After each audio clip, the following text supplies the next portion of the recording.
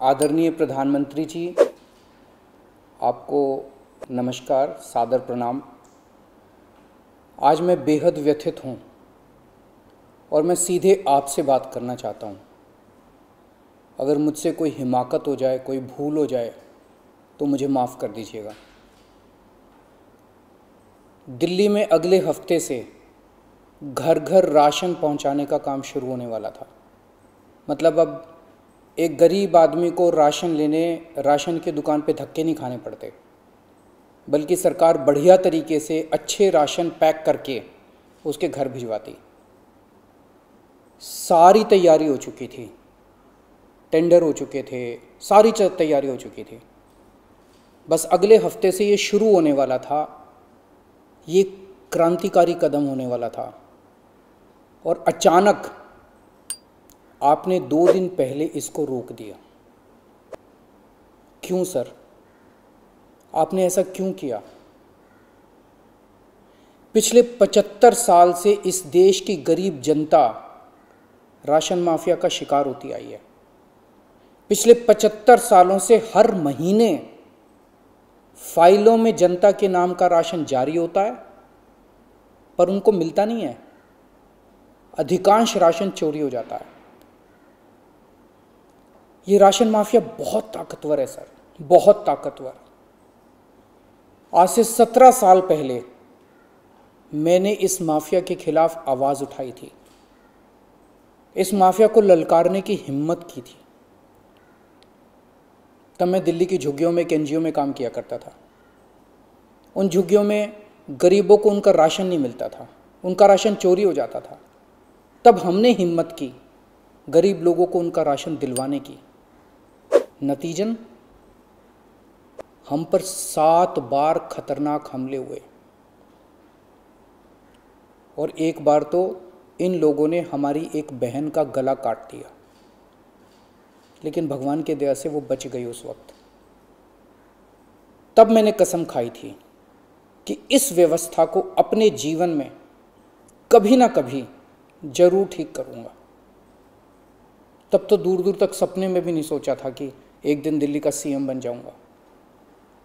पर कहते हैं ना कि जब आप निस्वार्थ भाव से कोई संकल्प करते हैं तो ऊपर वाला भी अपने तरीके से आपका संकल्प पूरा करने में मदद करता है। इस ब्रह्मांड की सारी शक्तियां आपकी मदद करती हैं। इस राशन माफिया के तार बहुत ऊपर तक हैं सर। 75 साल में आज तक कोई सरकार इस माफिया को खत्म करने की हिम्मत नहीं कर पाई। दिल्ली में पहली बार एक सरकार आई है जिसने ये हिम्मत दिखाई है। अगर ये घर घर राशन व्यवस्था लागू हो जाती ना सर, ये राशन माफिया खत्म हो जाता। पर देखिए ये राशन माफिया कितना ताकतवर निकला। दिल्ली में ये योजना अगले हफ्ते से लागू होने वाली थी और 1 हफ्ता पहले इन्होंने इसको खारिज करवा दिया। आपने ये कह के हमारी स्कीम खारिज की है कि हमने केंद्र सरकार से इसकी अप्रूवल नहीं ली। ये गलत है सर। हमने एक बार नहीं, 5 बार आपकी अप्रूवल ली है। ये रही सारी चिट्ठियां। केंद्र सरकार को हमने इतने सारे खत लिख के बताया कि हम ये योजना दिल्ली में लागू करने जा रहे हैं। कानूनन हमें दिल्ली में ये स्कीम लागू करने के लिए केंद्र सरकार की कोई अप्रूवल लेने की जरूरत नहीं है। कानूनन इस स्कीम को लागू करने के लिए राज्य सरकार पूरी तरह से सक्षम है। लेकिन हम केंद्र सरकार के साथ किसी तरह का कोई विवाद नहीं चाहते थे, इसलिए हमने एक बार नहीं 5 बार आपका अप्रूवल लिया है सर। मार्च के महीने में हमारी योजना पे आपकी सरकार ने कुछ आपत्तियां लगाई, हमने आपके सारे ऑब्जेक्शन पूरे कर दिए। जैसे हमने इस योजना का नाम मुख्यमंत्री घर घर राशन योजना रखा था। आपने ऑब्जेक्शन लगाया कि हम इस योजना का नाम मुख्यमंत्री के नाम से नहीं रख सकते। हमारा मकसद अपना नाम चमकाने का नहीं था, हमारा एक ही मकसद था किसी भी तरह से ये स्कीम लागू हो और गरीबों को उनका राशन मिलने लगे। हमने आपकी बात मान ली, हमने स्कीम से नाम ही हटा दिया, और भी आपने जितने ऑब्जेक्शंस किए हमने सारे मान लिए। इस सब के बावजूद भी आप कहते हो हमने आपकी अप्रूवल नहीं ली। और कैसे अप्रूवल लेते हैं सर? अब और कैसे अप्रूवल लें? इस सब के बाद भी आपने ये स्कीम खारिज कर दी, क्यों सर? लोग पूछ रहे हैं, अगर इस देश में पिज्जा की होम डिलीवरी हो सकती है, बर्गर की होम डिलीवरी हो सकती है, स्मार्टफोन और कपड़ों की भी होम डिलीवरी हो सकती है, तो फिर गरीबों के घरों में राशन की होम डिलीवरी क्यों नहीं होनी चाहिए? सारा देश जानना चाहता है आपने ये स्कीम खारिज क्यों की सर? आपने ये भी लिखा है कि चूंकि राशन दुकानदारों ने दिल्ली हाई कोर्ट में इस योजना के खिलाफ केस कर रखा है, इसलिए ये स्कीम खारिज की जा रही है। इस बात पे आप स्कीम कैसे खारिज कर सकते हैं?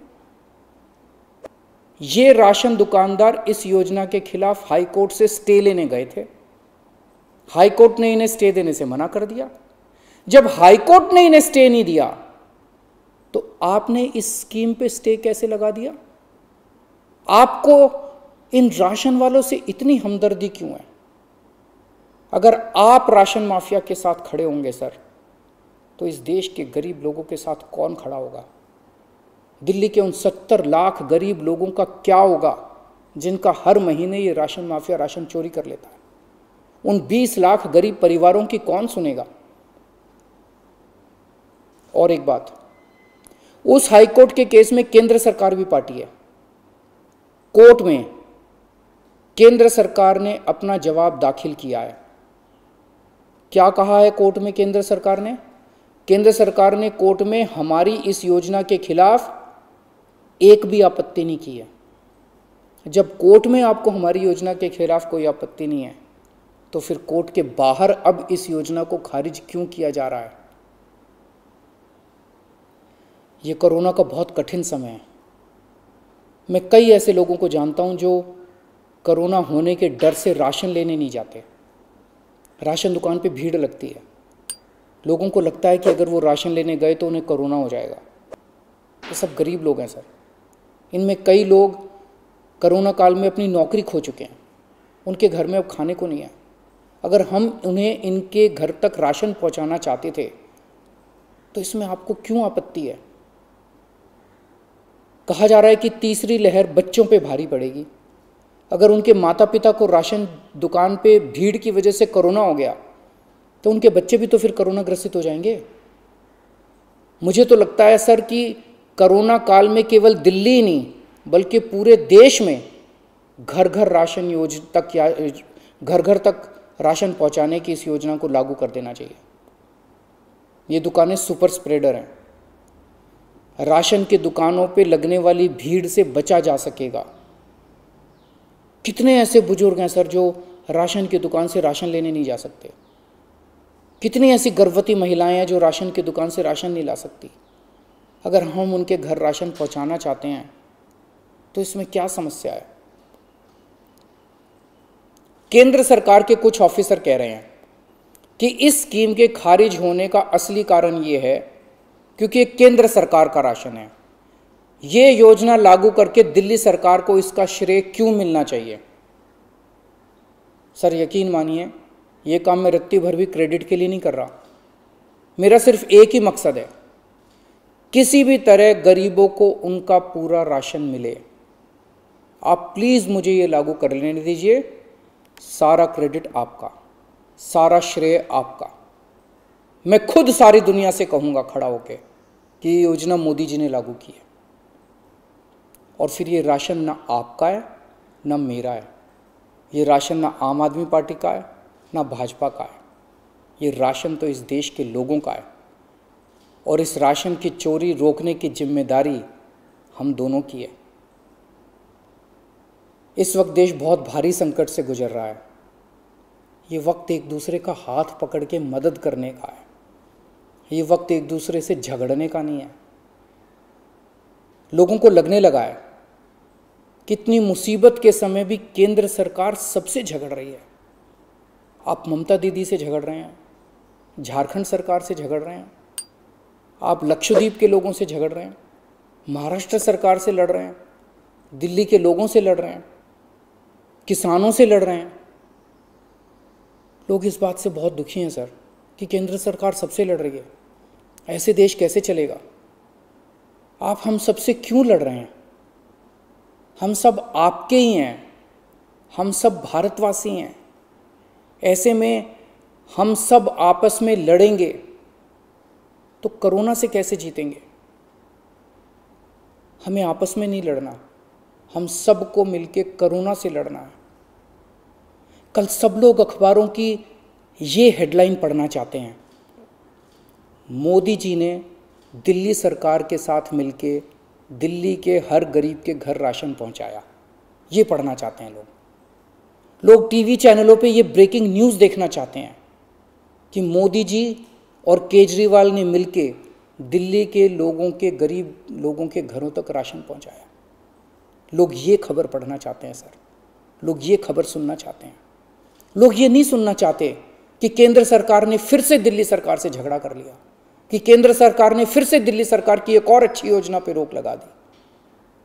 मैं हाथ जोड़ के दिल्ली के 70 लाख गरीब लोगों की ओर से आपसे विनती करता हूं, सर प्लीज़ इस योजना को मत रोकिए, ये राष्ट्रहित में है, इसे होने दीजिए। आज तक राष्ट्रहित के सभी कामों में मैंने आपका साथ दिया।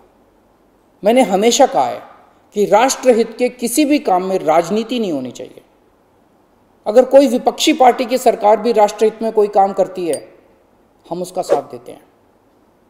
राष्ट्रहित के इस काम में आप भी हमारा साथ दीजिए सर। अभी तक की सरकारों ने देश के गरीब लोगों को 75 साल तक राशन की लाइन में खड़ा रखा। इन्हें और अगले 75 साल राशन की लाइनों में खड़ा मत कीजिए सर, नहीं तो ये लोग मुझे और आपको कभी माफ़ नहीं करेंगे।